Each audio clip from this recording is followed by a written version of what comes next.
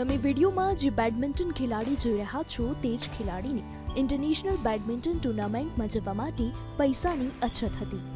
પિતા અને કાકાએ લોન લઈને ટુર્નામેન્ટમાં મોકલી અને જ્યાં તેણીએ ગોલ્ડ મેડલ મેળવ્યો.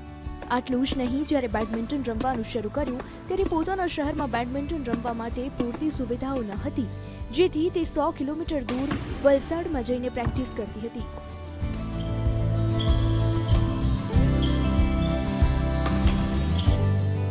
આજે 100થી વધુ નેશનલ અને 20થી વધુ ઇન્ટરનેશનલ ટુર્નામેન્ટ માટે અનેક મેડલ લઈ આવી છે.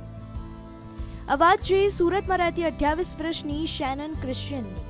જ્યારે શેનન 12 વર્ષની હતી ત્યારે તેણે બેડમિન્ટન રમવાનું શરૂ કર્યું. માતા પિતાની એકમાત્ર દીકરી શેનને નાનપણથી જ બેડમિન્ટનમાં રુચિ હતી. હાલમાં ચંદીગઢ ખાતે all India civil service badminton ટુર્નામેન્ટનું આયોજન કરવામાં આવ્યું હતું, જેમાં ભારતભરમાંથી અલગ અલગ ડિપાર્ટમેન્ટમાં ખેલાડીઓએ ભાગ લીધો હતો. જેમાં રિજનલ સ્પોર્ટ્સ બોર્ડ અમદાવાદ તરફથી સુરતની શેનન ક્રિશ્ચિયને ઉત્કૃષ્ટ પ્રદર્શન કરી ટુર્નામેન્ટમાં best woman player of the ટુર્નામેન્ટનો એવોર્ડ મેળવ્યો હતો. શેનન અમદાવાદમાં ઓડિટ જનરલ ડિપાર્ટમેન્ટમાં નોકરી કરે છે. તેને સ્પોર્ટ્સ ક્વોટામાં નોકરી મળી. તે બેડમિન્ટન ક્ષેત્રમાં આગળ રમવા માંગે છે અને છેલ્લા 10 વર્ષથી સ્ટેટ ચેમ્પિયન પણ રહી ચૂકી છે. જ્યારે વલસાડના અતુલમાં નેશનલ ટુર્નામેન્ટનું આયોજન કરવામાં આવ્યું હતું ત્યારે તેણે ડબલ્સમાં ગોલ્ડ મેડલ જીત્યો હતો. રાષ્ટ્રીય યુનિવર્સિટી ટુર્નામેન્ટમાં તેણે ગોલ્ડ મેડલ મેળવ્યું છે. હાલ શેનન સારા પ્રદર્શનની સાથે સાથે રેન્કિંગમાં સુધારો કરવા અને વિશ્વના ટોચના 100 ખેલાડીઓમાં પોતાનું સ્થાન મેળવવા માંગે છે.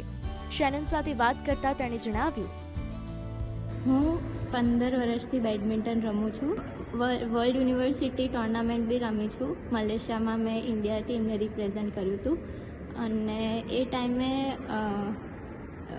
મુશ્કેલી થઈ હતી ફાઇનાન્શિયલી, તો ફેમિલીએ લોન લઈને મને મલેશિયા મોકલી હતી. ફ્યુચરમાં હજી હું રમવા માંગુ છું સારા લેવલ પર અને જીતવા માંગુ છું. બેડમિન્ટન એક એવી રમત છે જે મધ્યમ વર્ગના પરિવારના બાળકો સરળતાથી રમી શકતા નથી, કારણ કે તેના સાધનો અને કોચિંગ ખૂબ ખર્ચાળ છે. જો કે શેનનના પરિવારે ઘણી મદદ કરી છે. આજે શેનન જ્યારે આ લેવલ પર પહોંચી છે ત્યારે તેનું સંપૂર્ણ શ્રેય તેના પરિવારજનોને આપે છે. હાલ શેનને સુરતની સાથે સાથે સમગ્ર ભારતનું ગૌરવ વધાર્યું છે.